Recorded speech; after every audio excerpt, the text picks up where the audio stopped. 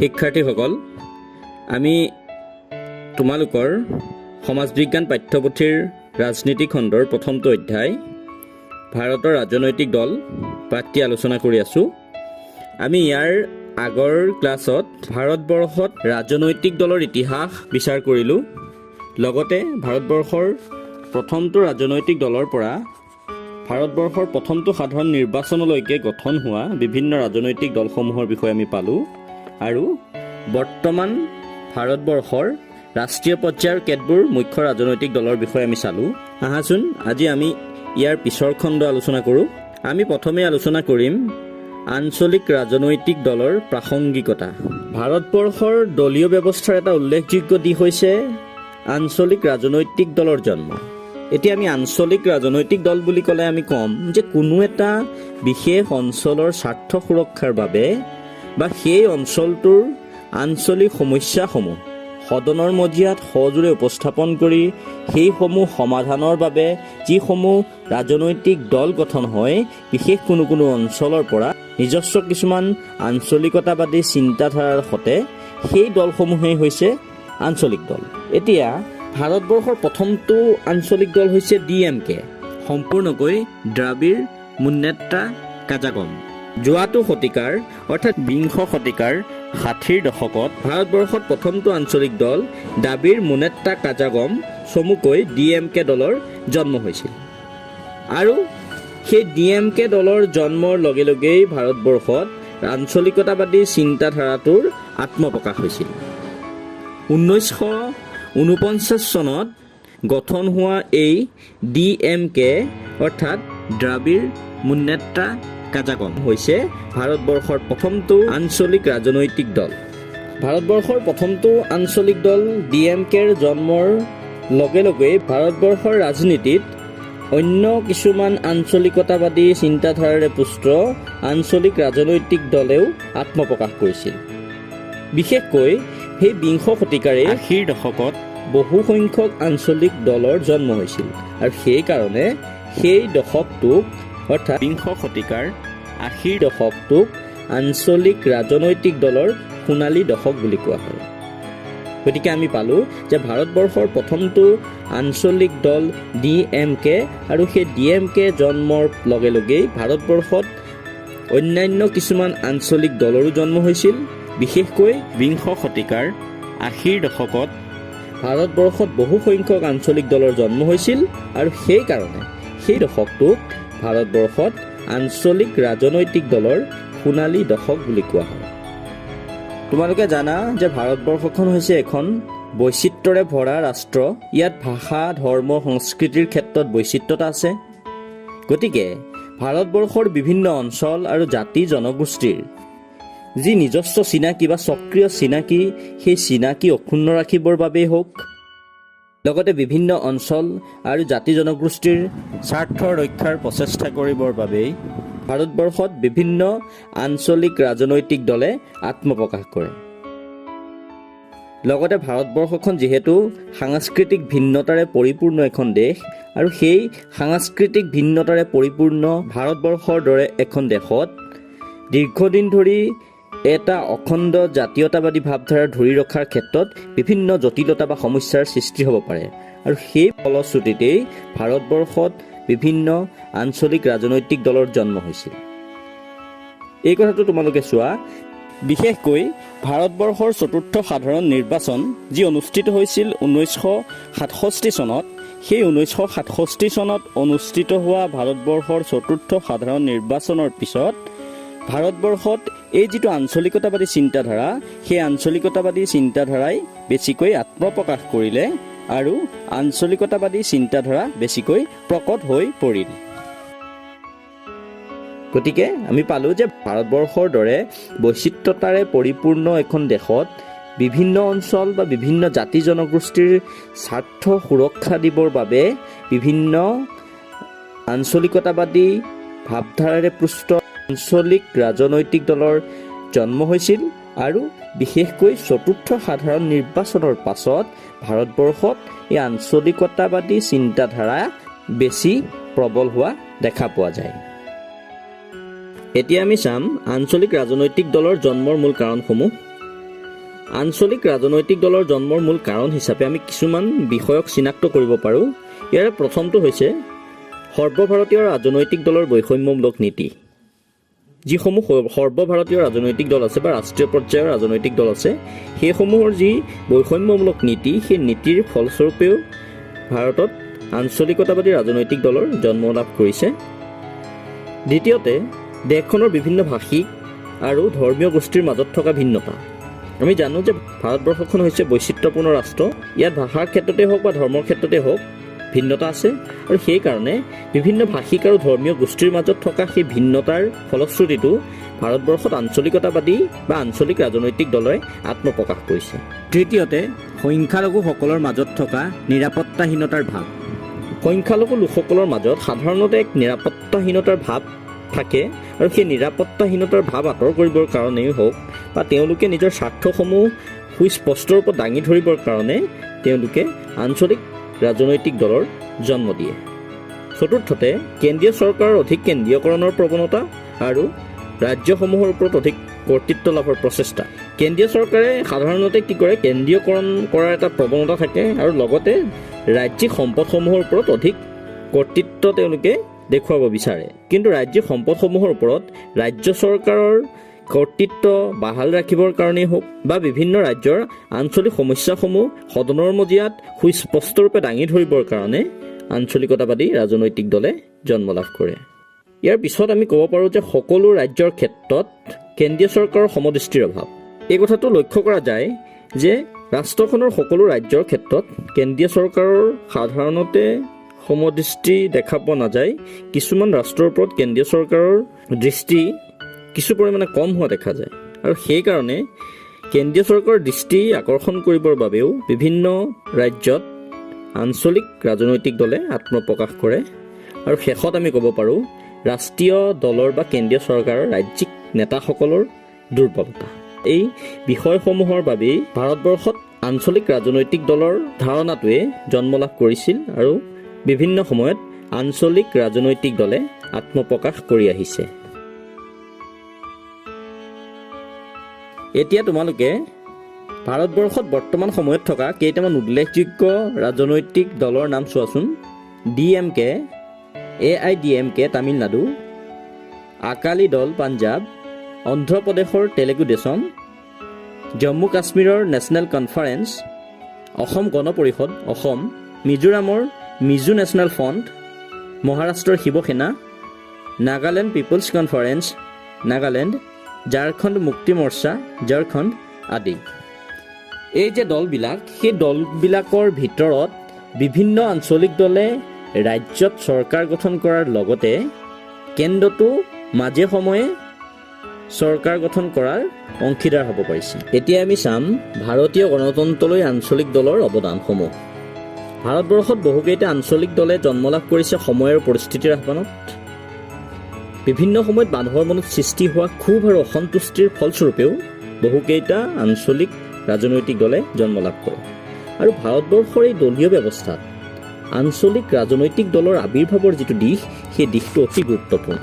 বহুতে ভাৰতবৰ্ষত আঞ্চলিক দলসমূহক যদিও ভাৰতীয় ৰাজনীতিৰ বাবে আশীৰ্বাদ নহয়, তথাপিতো ইয়াক অভিশাপ বুলি কেতিয়াও ক'ব নিবিচাৰে। কাৰণ ভাৰতবৰ্ষখনক এখন শক্তিশালী গণতান্ত্ৰিক ৰাষ্ট্ৰ হিচাপে সৃষ্টি কৰিবৰ কাৰণে, লগতে জনসাধাৰণক গণতন্ত্ৰৰ প্ৰকৃত সোৱাদ দিবৰ বাবে আঞ্চলিক সমস্যাসমূহ সমাধান কৰাটো অতি প্ৰয়োজনীয়। আৰু অঞ্চলবিলাকৰ বিভিন্ন সমস্যাসমূহ সুন্দৰভাৱে দাঙি ধৰি সেইসমূহ সমাধান কৰাৰ ক্ষেত্ৰত আঞ্চলিক ৰাজনৈতিক দলৰ প্ৰাসংগিকতা সদায় আছে আৰু সদায় থাকিব।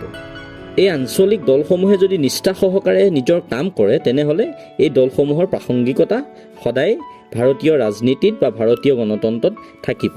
ভাৰতীয় গণতন্ত্ৰলৈ আঞ্চলিক দলৰ অৱদান বা ভূমিকাসমূহ আমি এনেধৰণে বিচাৰ কৰিব পাৰোঁ। প্ৰথমতে, একক দলৰ প্ৰাধান্যতালৈ প্ৰত্যাহ্বান। আঞ্চলিক দলৰ জন্মই ভাৰতবৰ্ষত চলি থকা একক দলৰ প্ৰাধান্যতাৰ ক্ষেত্ৰত যথেষ্ট প্ৰত্যাহ্বানৰ সৃষ্টি কৰিছিল, আৰু ই দেশৰ ৰাজনীতিলৈ এটা নতুন জোকাৰণি আনিবলৈ সক্ষম হৈছিল। আমি ইতিমধ্যে পাই আহিছোঁ যে চতুৰ্থ সাধাৰণ নিৰ্বাচনৰ পাছত ভাৰতবৰ্ষত এই আঞ্চলিকতাবাদী চিন্তাধাৰা বেছি প্ৰকট হৈ পৰিছিল। ভাৰতবৰ্ষৰ চতুৰ্থ সাধাৰণ নিৰ্বাচনলৈকে একক দলৰ যি প্ৰাধান্যতা আছিল সেই একক দলৰ প্ৰাধান্যতাৰ ক্ষেত্ৰত এই আঞ্চলিক দলৰ জন্মই যথেষ্ট প্ৰত্যাহ্বানৰ সৃষ্টি কৰিছিল। দ্বিতীয়তে কেন্দ্ৰ ৰাজ্যৰ সম্পৰ্কলৈ যোগাত্মক দিশ প্ৰদান। আঞ্চলিক দলৰ জন্মই কেন্দ্ৰ ৰাজ্যৰ সম্পৰ্কৰ ক্ষেত্ৰত এক যোগাত্মক দিশ প্ৰদান কৰিছিল আৰু কেন্দ্ৰ ৰাজ্যৰ সম্পৰ্কত সুস্থিৰতা আনিবলৈ সক্ষম হৈছিল। তৃতীয়তে দেশৰ ৰাজনীতিত তৃণমূল পৰ্যায়ৰ জনগণৰ সক্ৰিয় অংশগ্ৰহণ।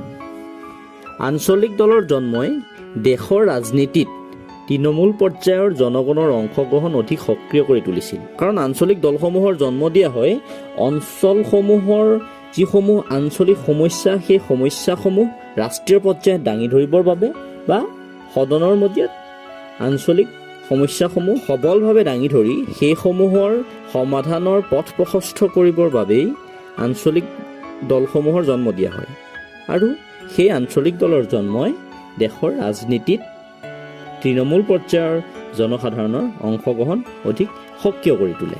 চতুৰ্থতে সৰ্বভাৰতীয় ৰাজনৈতিক দলৰ আধিপত্য হ্ৰাস। সৰ্বভাৰতীয় ৰাজনৈতিক দলৰ আধিপত্য কিছু সীমাবদ্ধ কৰি গণতান্ত্ৰিক ভাৱধাৰা সবল কৰাৰ ক্ষেত্ৰত আঞ্চলিক দলসমূহে গুৰুত্বপূৰ্ণ ভূমিকা গ্ৰহণ কৰা দেখা পোৱা যায়। গতিকে আমি গম পালোঁ যে ভাৰতীয় গণতন্ত্ৰলৈ আঞ্চলিক দলৰ যথেষ্ট ভূমিকা বা অৱদান আছে। এতিয়া আমি চাম গণতন্ত্ৰত বিৰোধী দলৰ ভূমিকা। শক্তিশালী বিৰোধী অবিহনে এখন গণতান্ত্ৰিক ৰাষ্ট্ৰই প্ৰকৃত সফলতা কেতিয়াও লাভ কৰিব নোৱাৰে আৰু জনসাধাৰণৰ স্বাৰ্থ সুৰক্ষিত কৰিব নোৱাৰে। এখন গণতান্ত্ৰিক ৰাষ্ট্ৰত বিৰোধী দলৰ যথেষ্ট ভূমিকা আছে। বিশেষকৈ যিসমূহ দ্বিদলীয় ব্যৱস্থা থকা ৰাষ্ট্ৰ আছে তাত বিৰোধী দলৰ ভূমিকা অতি বেছি। কাৰণ তাত মাত্ৰ দুটা দল থাকে আৰু তাৰ এটা দলে চৰকাৰ গঠন কৰে, আনটো দল বিৰোধী দল হিচাপে কাৰ্য কৰে। তোমালোকৰ পাঠ্যপুথিত বিৰোধী দলৰ সবল ভূমিকা থকা দুখন ৰাষ্ট্ৰ উল্লেখ কৰিছে, আমেৰিকা যুক্তৰাষ্ট্ৰ আৰু ইংলেণ্ড, আৰু দুয়োখনেই হৈছে দ্বিদলীয় ব্যৱস্থা থকা দুখন ৰাষ্ট্ৰ। ভাৰতবৰ্ষত বিৰোধী দলৰ ভূমিকা বা বিৰোধী দলৰ যিটো ধাৰণা সেই ধাৰণাটো চতুৰ্থ সাধাৰণ নিৰ্বাচনৰ সময়লৈকে নাছিল। ভাৰতবৰ্ষৰ চতুৰ্থ সাধাৰণ নিৰ্বাচনলৈকে ভাৰতবৰ্ষত কোনো স্বীকৃত বিৰোধী দল নাছিল। কাৰণ এটা স্বীকৃত বিৰোধী দল হ'বলৈ হ'লে মুঠ আসনৰ 10% আসন সেই দলটোৱে লাভ কৰিব লাগিব। ভাৰতবৰ্ষৰ চতুৰ্থ সাধাৰণ নিৰ্বাচন যি অনুষ্ঠিত হৈছিল 1967 চনত, সেই নিৰ্বাচনৰ সময়ত ভাৰতবৰ্ষৰ মুঠ আসনৰ সংখ্যা আছিল 518খন আৰু ভাৰতীয় জাতীয় কংগ্ৰেছক বাদ দি আন কোনো দলেই 50খন আসন লাভ কৰা নাছিল, মানে 10% আসন লাভ কৰা নাছিল। আৰু সেইকাৰণে সেই নিৰ্বাচনৰ সময়লৈকে ভাৰতবৰ্ষত কোনো স্বীকৃত বিৰোধী দল নাছিল। গতিকে ভাৰতবৰ্ষত বিৰোধী দলৰ ভূমিকা স্পষ্ট ৰূপত দৃষ্টিগোচৰ হৈছে 1977 চনৰ পিছৰ পৰা। মানে 1977 চনৰ পিছৰ পৰাহে ভাৰতবৰ্ষত ভাৰতবৰ্ষৰ ৰাজনীতিত বিৰোধী দলৰ ভূমিকা স্পষ্ট ৰূপত দৃষ্টিগোচৰ হৈছে। আৰু গণতান্ত্ৰিক ৰাষ্ট্ৰসমূহত বিৰোধী দলে বলিষ্ঠ ভূমিকা গ্ৰহণ কৰিলেহে গণতন্ত্ৰক জনপ্ৰিয় চৰকাৰ হিচাপে প্ৰতিষ্ঠা কৰিব পাৰি। এখন গণতান্ত্ৰিক দেশত শাসক দলটোৰ বিপৰীতে বিৰোধীৰ আসনত বিৰোধী দলে বিভিন্ন ভূমিকা পালন কৰে আৰু সেই ভূমিকানো কেনেধৰণৰ হ'ব লাগে বা বিৰোধী দলৰ কাৰ্যসমূহনো কি কি, তেওঁলোকৰ কৰণীয় কি কি, সেই সম্পৰ্কে বিভিন্ন পৰামৰ্শ বিভিন্ন ৰাজনৈতিক পণ্ডিতসকলে আগবঢ়াইছে। এতিয়া আমি চাম গণতান্ত্ৰিক দেশৰ শাসনত বিৰোধী দলৰ প্ৰধান কৰণীয়সমূহনো কি কি। প্ৰথমতে জনসাধাৰণৰ আৰু দেশৰ স্বাৰ্থক সুৰক্ষা দিয়াত আৰু সাংবিধানিক পবিত্ৰতা ৰক্ষা কৰাত বিৰোধী দলে অতন্দ্ৰ প্ৰহৰীৰ দৰে কাম কৰিব লাগে। মানে জনসাধাৰণ আৰু দেশৰ স্বাৰ্থ সুৰক্ষা দিয়াৰ ক্ষেত্ৰতে হওক বা সংবিধানৰ পবিত্ৰতা ৰক্ষা হৈছেনে নাই সেই ক্ষেত্ৰত বিৰোধী দলসমূহে চকু ৰাখিব লাগে। দ্বিতীয়তে শাসনত থকা দলটোৱে যাতে জাতীয় স্বাৰ্থৰ বিপৰীতে গৈ কোনো কাৰ্য নকৰে তাৰ প্ৰতি চকু ৰখা। মানে যিটো দলে দেশখন শাসন কৰি আছে বা দেশত চৰকাৰ গঠন কৰি আছে সেই দলটোৱে যাতে দেশখনৰ জাতীয় স্বাৰ্থত বিঘ্নিত কৰিব নোৱাৰে সেই ক্ষেত্ৰত বিৰোধী দলসমূহে চকু ৰখা উচিত। তৃতীয়তে চৰকাৰৰ আঁচনি আৰু পৰিকল্পনাবিলাক পৰ্যবেক্ষণ কৰি প্ৰয়োজন হ'লে চৰকাৰক সংসদৰ মজিয়াত সমালোচনা কৰা। মানে চৰকাৰে যিসমূহ আঁচনি বা পৰিকল্পনা কৰিছে সেইসমূহ জনসাধাৰণৰ স্বাৰ্থৰ হকে গৈছেনে নাই বা জনসাধাৰণৰ আশা আকাংক্ষা পূৰণ কৰিব পাৰিছেনে নাই, সেইসমূহ তেওঁলোকে চকু ৰাখি যদি জনসাধাৰণৰ স্বাৰ্থৰ বিপৰীতে গৈছে তেনেহ'লে সংসদৰ মজিয়াত চৰকাৰৰ সেই আঁচনি বা পৰিকল্পনাসমূহ সমালোচনা কৰা উচিত। চতুৰ্থতে, জনসাধাৰণৰ অভাৱ অভিযোগ আশা আকাংক্ষাক সংসদৰ মজিয়াত দাঙি ধৰা। জনসাধাৰণৰ যি অভাৱ আছে, যি অভিযোগ আছে বা জনসাধাৰণৰ যি আশা আকাংক্ষা, সেইসমূহ সংসদৰ মজিয়াত দাঙি ধৰাৰ ক্ষেত্ৰত বিৰোধী দলে যথেষ্ট ভূমিকা পালন কৰিব লাগে। প্ৰয়োজন সাপেক্ষে বিকল্প চৰকাৰ গঠন কৰিবৰ বাবেও বিৰোধী দলসমূহ সাজু থাকিব লাগে। বিৰোধী দলে জনমত গঠন কৰাৰ ক্ষেত্ৰতো আগভাগ ল'ব লাগে। চৰকাৰ আৰু জনসাধাৰণৰ মাজত যি পাৰ্থক্য, সেই পাৰ্থক্য দূৰ কৰাৰ ক্ষেত্ৰতো বিৰোধী দলসমূহে কাৰ্য কৰিব লাগে।